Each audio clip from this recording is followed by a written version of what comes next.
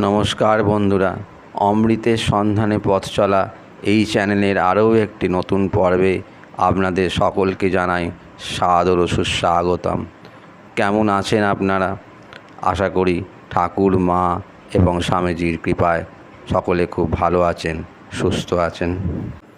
আমরা আমাদের চ্যানেলে স্বামী বিশ্বাশ্রয়ানন্দের রচনা অবলম্বনে সংক্ষিপ্তাকারে এবং সহজ সরল ভাষায় ঠাকুর শ্রীরামকৃষ্ণের জীবন কাহিনী ধারাবাহিকভাবে প্রকাশ করে চলেছি।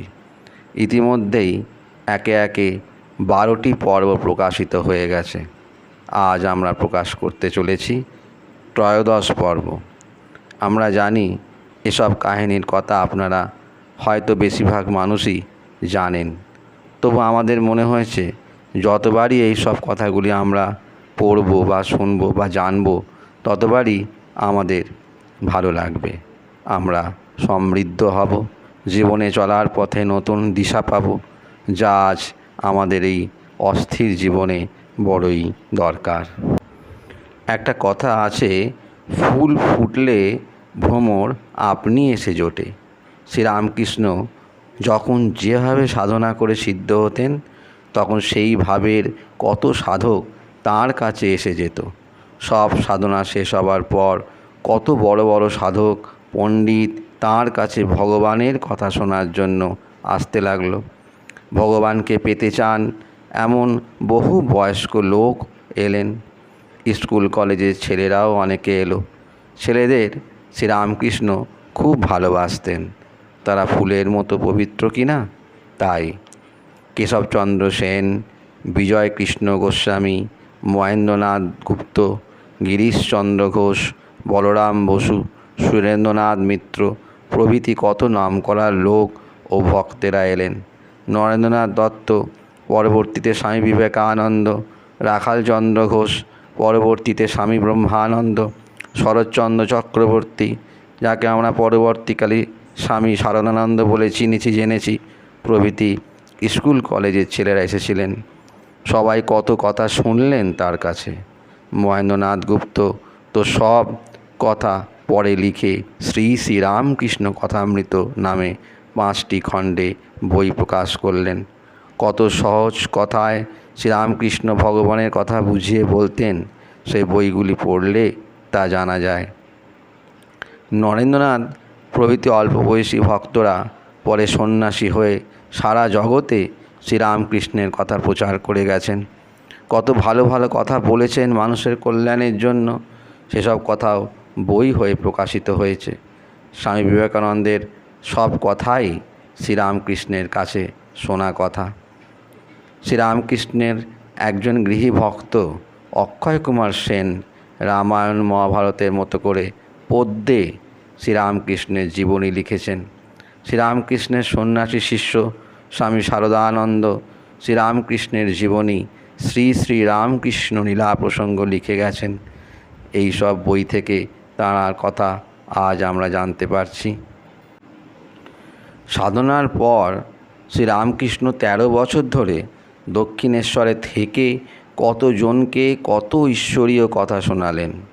তারপর তাঁর গলায় ক্যান্সার হলো। চিকিৎসার সুবিধার জন্য ভক্তেরা তাঁকে কলকাতার শ্যামপুকুরে নিয়ে এলেন। সেখান থেকে নিয়ে গেলেন কাশীপুরে একটি বাগান বাড়িতে। এই কাশীপুরেই 1886 খ্রিস্টাব্দের 16ই আগস্ট তিনি দেহ ছেড়ে চলে গেলেন। তা দেহ ছেড়ে দিলেও যাবেন আর কোথায়? দেহ তো আমাদের পোশাকেরই মতোই। পোশাক ছাড়লেও আসল মানুষ তো থেকেই যায়। পরের দিনই তিনি সারদা দেবীকে দেখা দিলেন।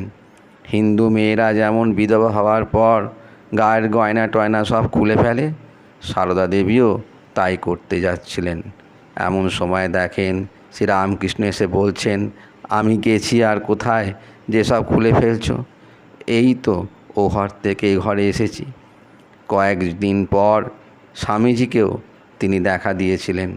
তারপর স্বামীজি এবং আরও অনেকে বহুবার তাকে দেখেছেন, তাকে স্পর্শ করেছেন, তার সঙ্গে আলাপ করেছেন। যে আন্তরিক হয়ে ডাকবে তাকেই তিনি দেখা দেবেন। স্বামীজি এবং আরও অনেককে তিনি বারবার বলে গেছেন, যিনি রামচন্দ্র হয়ে এসেছিলেন তিনি শ্রীকৃষ্ণ হয়ে এসেছিলেন, তিনি এবারে রামকৃষ্ণ হয়ে এসেছেন। একই ভগবান যুগে যুগে এইসব রূপ ধরে মানুষ হয়ে আসেন আমাদের ভগবান লাভের পথ দেখাবার জন্য। কিভাবে সে পথে চলতে হয় তা শেখাবার জন্য, কীভাবে ভগবান লাভ করতে হয়, কীভাবে নিজের ও সবার ভেতর তাকে দেখে সবাইকে ভগবান ভেবে সেবা করতে হয়, তাই শেখাতে এবার এসেছেন শ্রীরামকৃষ্ণ হয়ে। একবার মথুরবাবুর সঙ্গে তীর্থে যাবার সময় শ্রীরামকৃষ্ণ দেওঘর এসে দেখেন বহু লোক সেখানে না খেয়ে কষ্ট পাচ্ছে। দেখে মথুরবাবুকে বললেন, এদের পেট পুড়ে একদিন খাওয়াও, তাতে তো অনেক খরচ। মথুরবাবুকে চুপ করে থাকতে দেখে বললেন, তাহলে আমি তীর্থে আর যাব না তোমার সঙ্গে, এই বলে তাদের ভেতর গিয়ে বসে পড়লেন। তখন মথুরবাবু শ্রীরামকৃষ্ণের কথা মতো খুব ভালো করে তাদের খাইয়ে দিলেন। আর একবার গেছেন রানাঘাটের কাছে মথুরবাবুর জমিদারিতে। বৃষ্টি না হওয়ায় সেবার ধান হয়নি, লোকের খুব কষ্ট, খাজনা দেবে কি করে? শ্রীরামকৃষ্ণ মথুরবাবুকে বললেন, এদেরকে 1 বছরের খাজনা মকুব করে দাও। কি আর করেন, মথুরবাবুকে তাই করতে হলো। আজ তবে এইটুকুই থাক বন্ধুরা, খুব শীঘ্র পরবর্তী ভিডিওতে আপনাদের সঙ্গে কথা হবে। ভিডিওটি ভালো লাগলে অবশ্যই একটি লাইক করবেন, আপনার কোনো কমেন্ট করার ইচ্ছা থাকলে করবেন। যে সকল দর্শক শ্রোতা বন্ধুরা ইতিমধ্যেই আমাদের এই অমৃতের সন্ধানে নামক চ্যানেলটিকে সাবস্ক্রাইব করেছেন তাদের সকলকে জানাই অসংখ্য ধন্যবাদ তাদেরকেও জানাচ্ছি যারা তাদের অমূল্য সময় ব্যয় করে আমাদের প্রকাশিত ভিডিওগুলি দেখেছেন। আবার যারা এই চ্যানেলে ভিডিওগুলি দেখেছেন অথচ কোনো কারণবশত এখনও আমাদের চ্যানেলটিকে সাবস্ক্রাইব করেননি, তাদের সকলের কাছে একান্ত অনুরোধ, আমাদের এই চ্যানেলটিকে সাবস্ক্রাইব করে আমাদের পাশে থাকুন। আপনারা যদি লাইক করেন, কমেন্ট করেন, সাবস্ক্রাইব করেন, তাহলে এই ধরনের নতুন নতুন ভিডিও তৈরি করার কাজে আমরা বহুগুণে উৎসাহ পাই।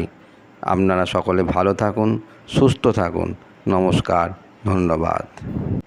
সর্বে সুখিনো ভবন্তু, সর্বে সন্তু নিরাময়া, সর্বে ভদ্রাণি পশ্যন্তু, মা কশ্চিৎ দুঃখভাগো ভবেৎ।